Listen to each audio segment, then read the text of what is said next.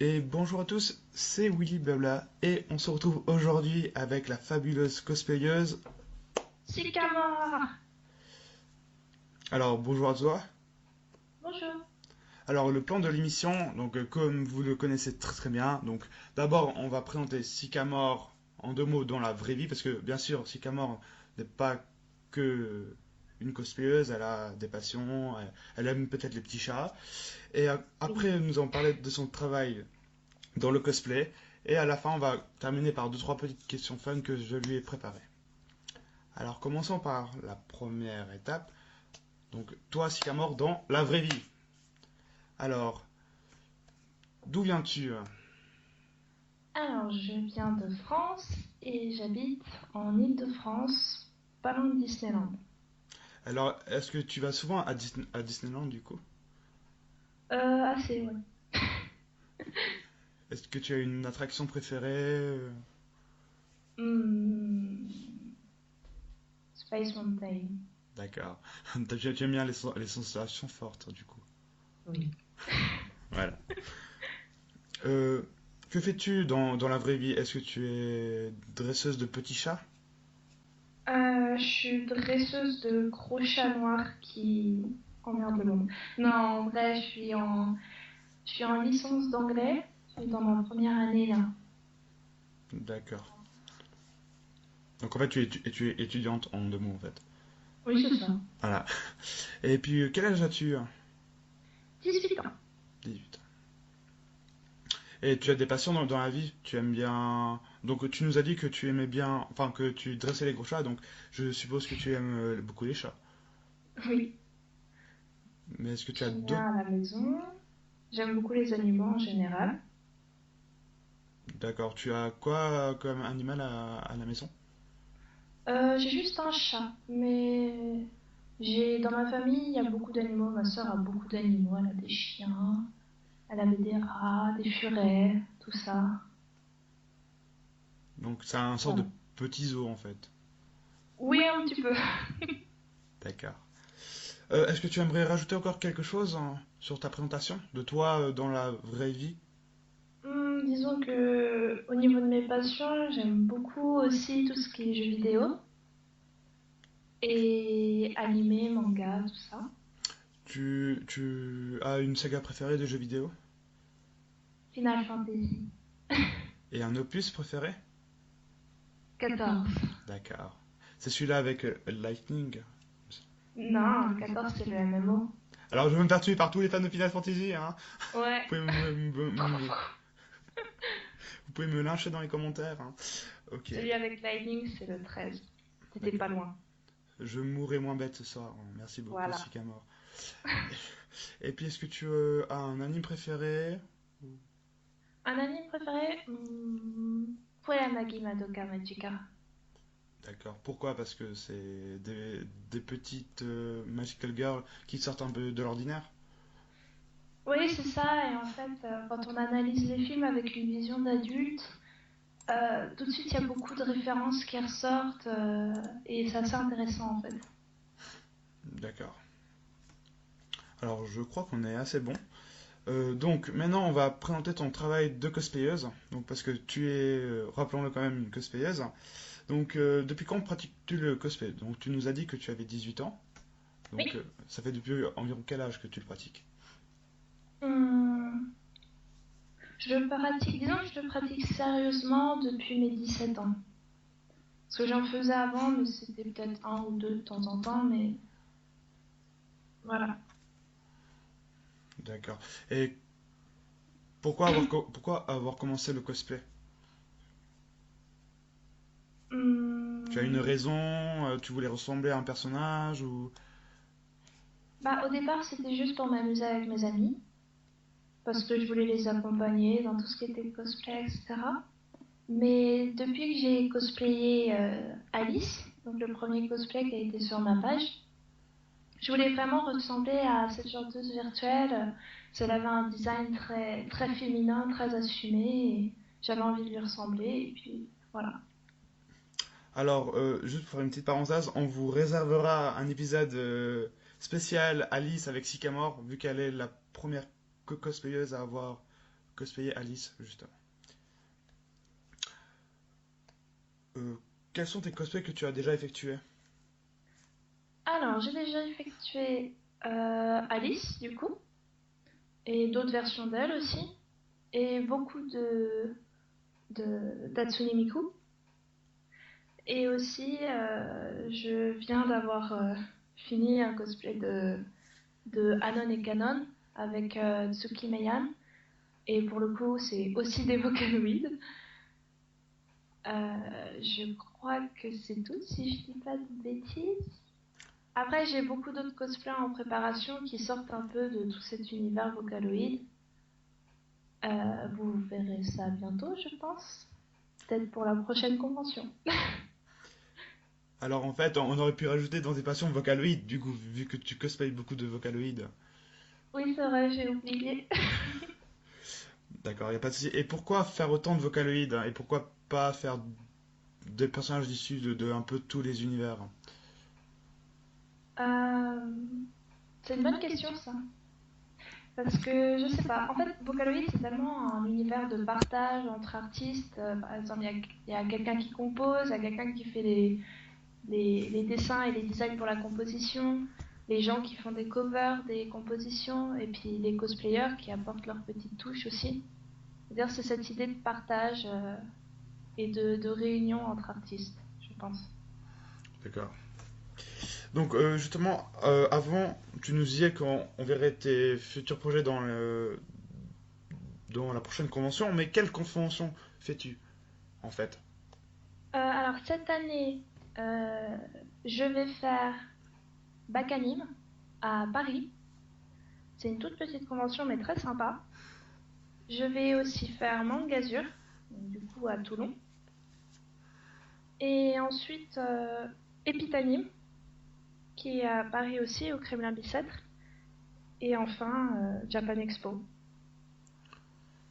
Et puisque nos fans suisses, ou les fans suisses de ta page voudraient savoir en fait, c'est que est-ce que tu viendrais une fois en Suisse, justement, genre à Japan Impact ou Polymanga ou même à d'autres conventions?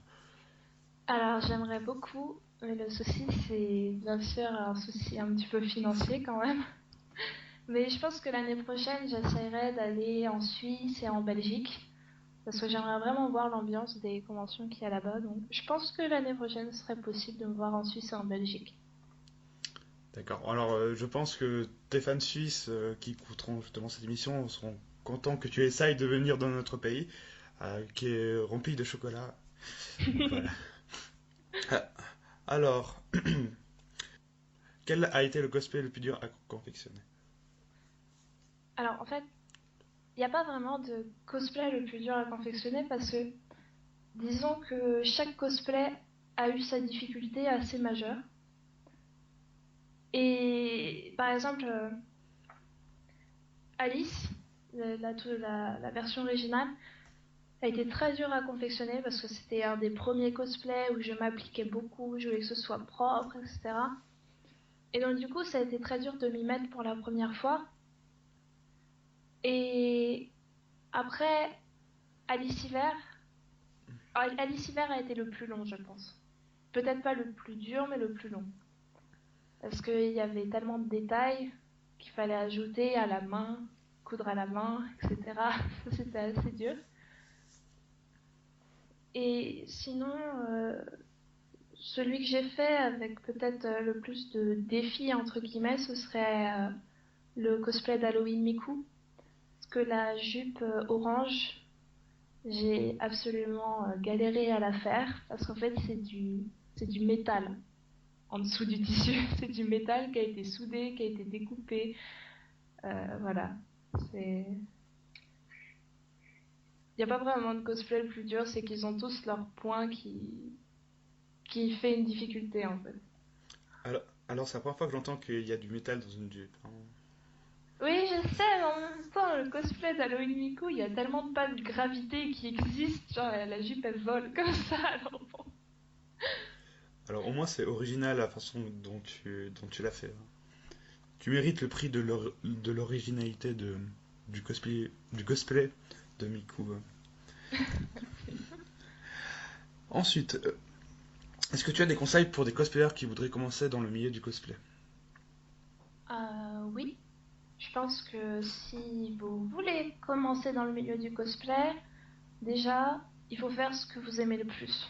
Faut pas faire selon des tendances. J'ai souvent l'impression que il y a des cosplayers qui cosplayent quelque chose juste parce que c'est la mode, entre guillemets. Et franchement, faites ce que vous voulez, ce que vous aimez le plus, ce qui vous passionne. Et faites surtout, enfin, ne prenez pas compte des commentaires des gens. Par exemple, si vous êtes un peu en surpoids, on s'en fiche. Vous pouvez mettre une jupe quand même. Tant que vous vous sentez bien dedans, je veux dire, il n'y a pas de souci. Euh, et surtout, faites pas attention. Par exemple, moi, avec ma Alice, j'ai bien eu des commentaires assez, assez énervants, et pourtant, ça m'a pas empêché de continuer. Et puis, tant pis pour ceux qui aiment pas, je veux dire. Donc, allez-y, foncez. Puis, vous verrez, après, ça deviendra une drogue. Et puis en fait, j'aimerais te poser une question un peu plus technique, justement, concernant les patrons. En fait, est-ce que tu les achètes ou est-ce que tu les fais toi-même? Alors, les patrons, je les achète, et ensuite, je les modifie en fonction des cosplays. En fait, j'essaye de trouver sur Internet celui qui correspondrait le mieux. Et ensuite, je l'adapte en changeant quelques petites choses. Donc en fait, tu fais un peu comme une créatrice de mode, en fait. Ah, ça, je sais pas. Je sais pas du tout, mais c'est ma technique de modifier des patrons. Parce que je peux pas vraiment créer la base toute seule. J'ai besoin d'une base et ensuite, je customise un peu le patron. D'accord. Est-ce que tu as une anecdote ou plusieurs anecdotes sur ton parcours dans le cosplay que tu aimerais partager avec nous? Que ça soit par exemple durant la création d'un costume ou durant un passage sur scène ou, ou autre. Oula, des anecdotes. Alors, Comment vous tu, dire? tu peux en dire une ou deux, hein. Parce que si t'en as 500, si t'en as 50 000, on n'arrivera jamais au bout. Non, mais justement, j'essaie d'en trouver. Alors, si vous voulez tout savoir, on va dire que avant mon passage sur scène en Halloween Miku à la Japan Expo, on avait fini le costume parce que ma maman m'a aidé du coup juste pour finir le costume le matin même. On a fini le costume une demi-heure avant que je passe sur scène. Donc c'était un petit peu n'importe quoi ce matin-là, c'était marrant. Et y a eu des engueulades, hein, mais bon, c'est passé maintenant. Et sinon aussi,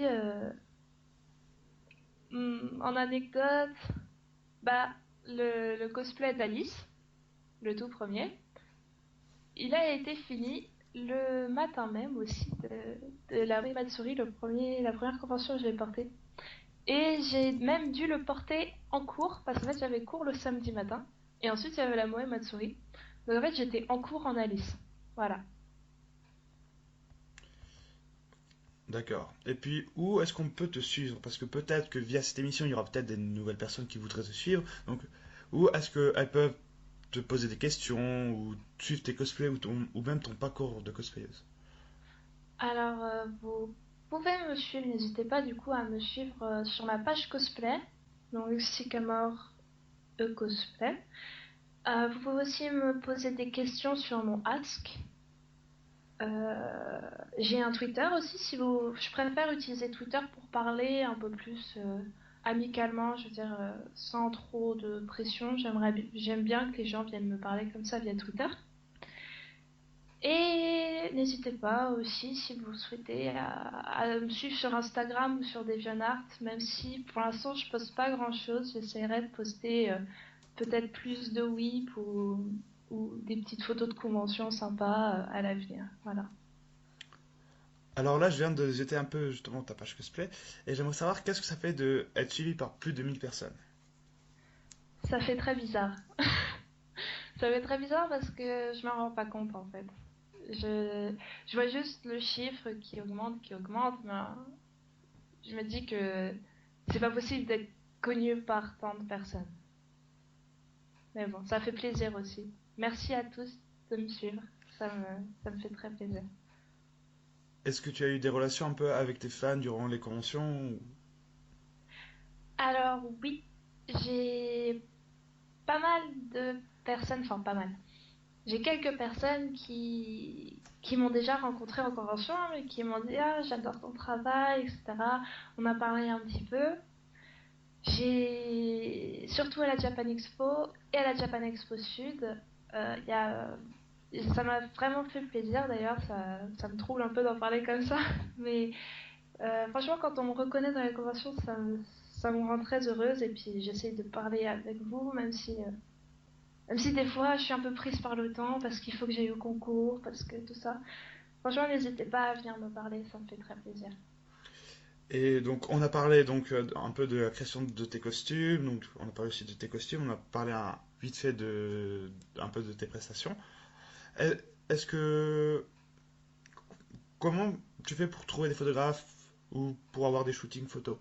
Vu que c'est un peu la troisième partie de ce qu'on appelle. Enfin, il faut savoir que dans l'univers du cosplay, on a la première partie, c'est la création du costume, ensuite le passage sur scène, et on finalise toujours par le shooting photo.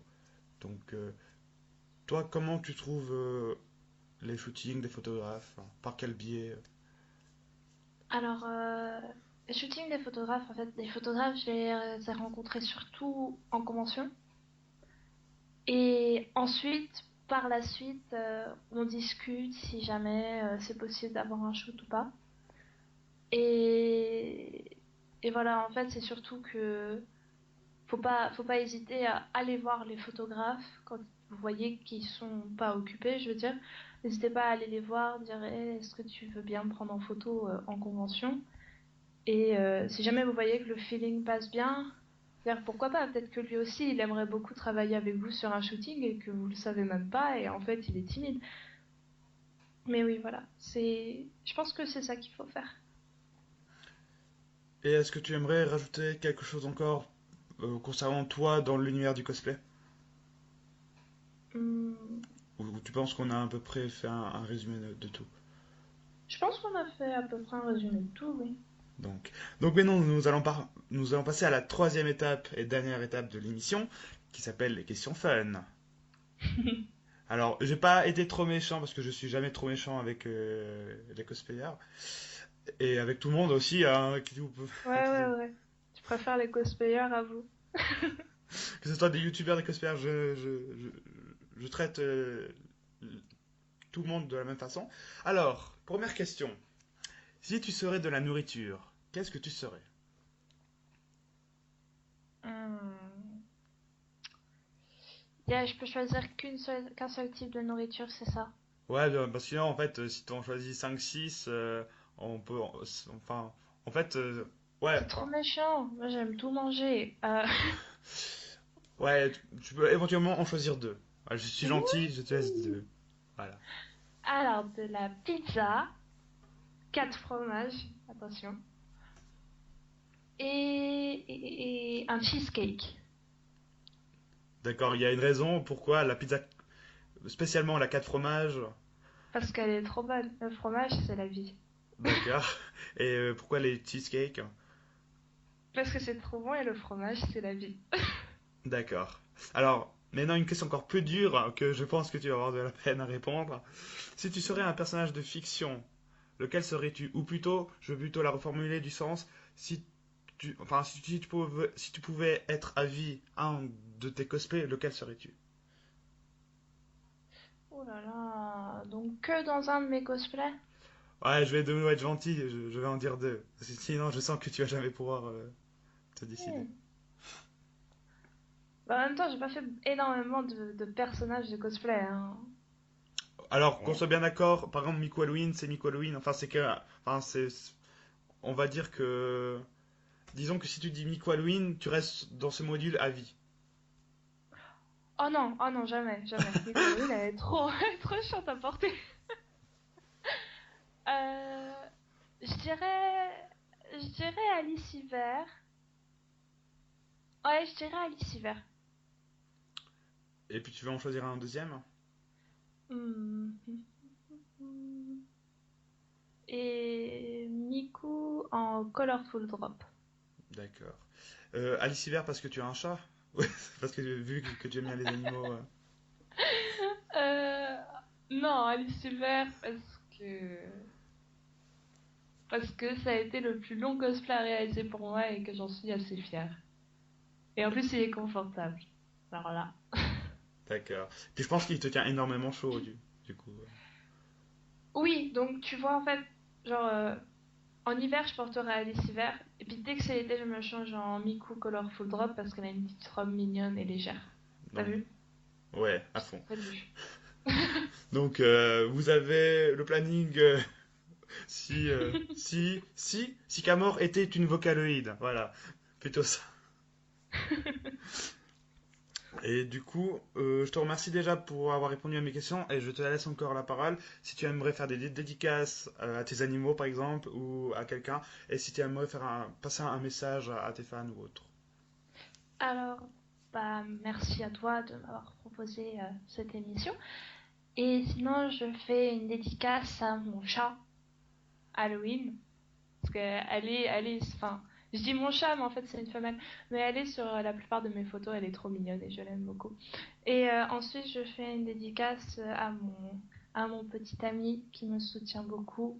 Oui, je sais, il passe après mon chat, mais c'est pas grave. Et, et sinon, bah, j'aimerais remercier toute l'équipe Voxwave qui m'ont quand même beaucoup aidé avec le cosplay.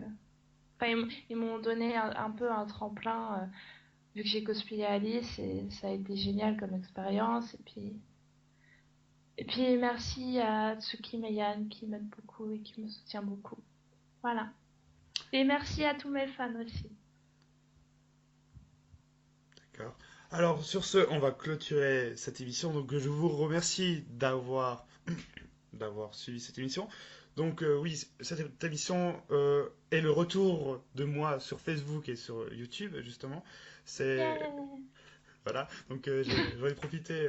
Enfin, Sycamore et la sorte d'invité qui me fait renaître.